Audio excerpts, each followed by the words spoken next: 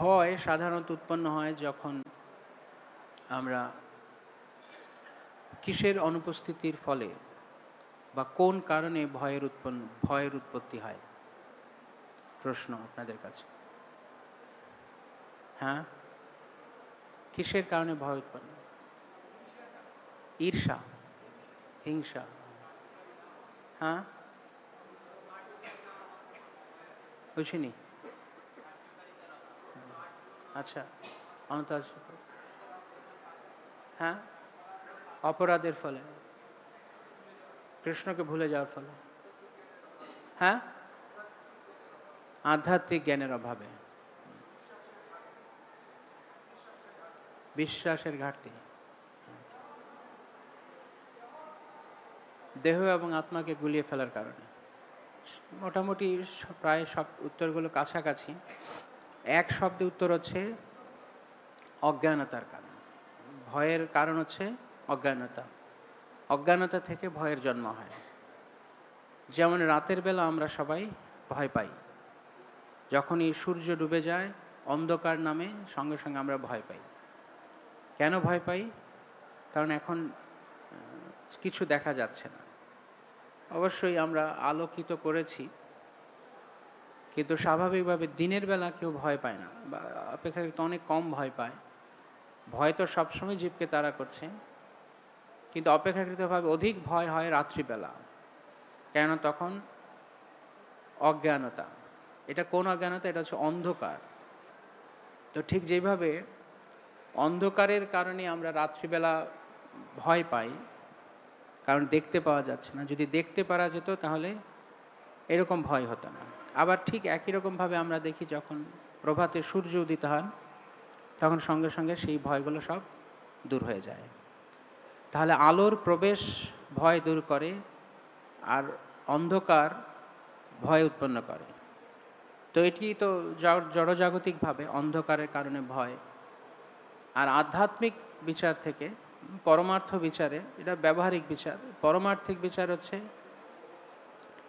এই একই অন্ধকার যখন আমাদের জীবনকে গ্রাস করে তখন আমরা ভয় পাই। তো এই অন্ধকার কি অন্ধকার? অজ্ঞান। যেমন আমরা বলছি ওম অজ্ঞান তিমিরান্ধস্য জ্ঞানাঞ্জন শলাকায়। অজ্ঞান অন্ধকারের কারণে আমাদের ভয় উৎপন্ন হচ্ছে। তো সেই সময়ে কোনো মহাত্মা, সাধু বা গুরু, তিনি আমাদের জীবনে জ্ঞান প্রদীপ প্রজ্বলিত করেন, এবং তার ফলে আমরা সব দেখতে পারি।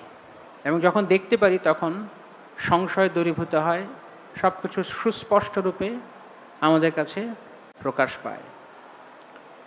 তো এই প্রকাশ হচ্ছে জ্ঞানের লক্ষণ,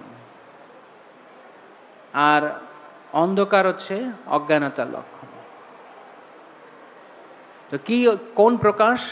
যেমন একজন প্রভু বললেন, দেহ এবং আত্মার মধ্যে পার্থক্য বুঝতে না পারা। তো প্রকৃত জ্ঞান হচ্ছে দেহ এবং আত্মার পার্থক্য বুঝতে পারা। দেখবেন যখন আমরা এমন কোনো স্থানে গাড়ি চালাচ্ছি যেখানে অন্ধকার বেশি এবং সামনে দেখা যাচ্ছে না, বিশেষ করে কুয়াশাচ্ছন্ন রাত যদি হয়, সামনে এক হাত দূরেও দেখা যাচ্ছে না, তখন গাড়ির গতিবেগ অনেক কম থাকে। কেন? সংশয়গ্রস্ত যে সামনে কি রয়েছে। কিন্তু যখন দিনের বেলা কুয়াশামুক্ত পরিষ্কার আকাশ, আলোকোজ্জ্বল দিন, তখন গাড়ি তার যথার্থ দ্রুত বেগে চলতে পারে। তো যখনই আমাদের পারমার্থিক জীবনে এই কুয়াশা অন্ধকারের সৃষ্টি হয়, তখন আমরা বুঝতে পারি না কি করা উচিত। আর তখন অন্ধকারের মধ্যে যা যা নয় আমরা তাকে তা ভেবে বসি।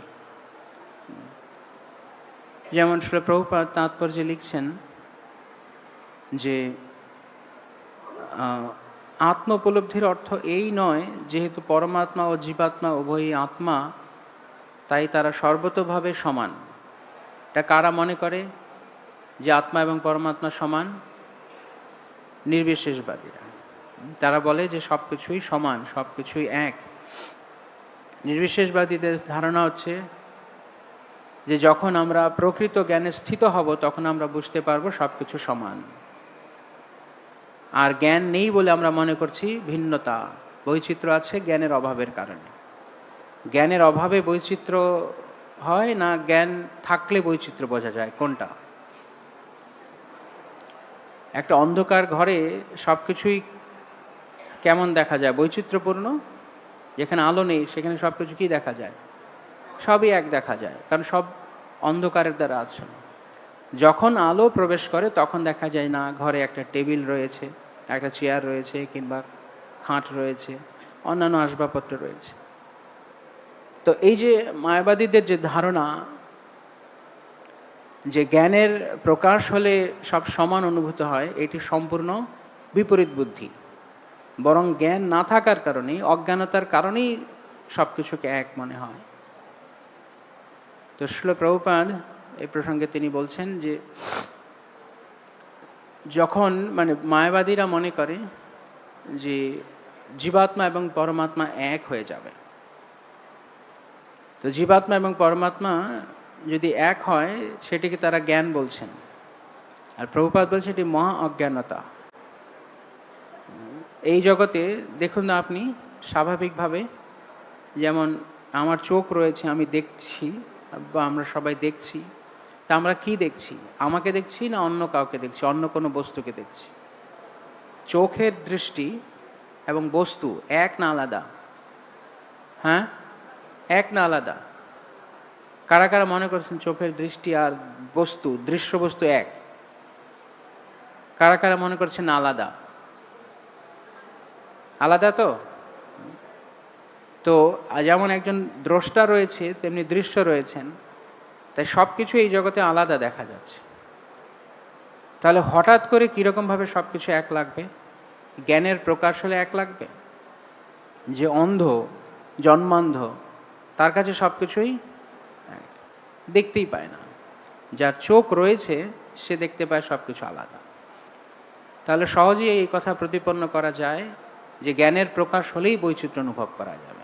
যখন জ্ঞানের অভাব, জ্ঞান শূন্যতা, তখন সবকিছুকে এক লাগে। তাই এই যে নির্বিশেষ সিদ্ধান্ত যে সবকিছু এক, এটি মূর্খের সিদ্ধান্ত, মূর্খতাপূর্ণ সিদ্ধান্ত। তো এই কারণে যখন আমরা সবকিছুকে এক যখন ভালো করে দেখতে পাচ্ছি না, তখনই ভয়ের উৎপত্তি হচ্ছে। তো ঠিক যেভাবে অন্ধকার থেকে যখন আমরা আলো প্রকাশ হচ্ছে, আমরা ভয় দূরীভূত হচ্ছে, তেমনি যখন বিদ্যার প্রকাশ হবে, প্রকৃত বিদ্যা আসবে জীবনে, তখন আমরা আলোকিত হব। যেমন অনেক জায়গায় বলে যে বিদ্যা হচ্ছে আলো, নলেজ ইজ লাইট, জ্ঞান হচ্ছে আলো। তো কোন জ্ঞান আলো? এই জগতে যে সমস্ত জ্ঞান আমরা আহরণ করি, এই জ্ঞান আমাদেরকে কি শেখাচ্ছে? ভোগ করো, ইন্দ্রিয় সুখ ভোগ করো, যতটা সম্ভব এই জগৎ থেকে সুখ ভোগ করে নাও। অর্থাৎ এই জগতের সমস্ত অনিত্য বস্তুকে ভোগের উপাদান বানানোর চেষ্টা করছে, ভোগ্য বস্তু বানানোর চেষ্টা করছে।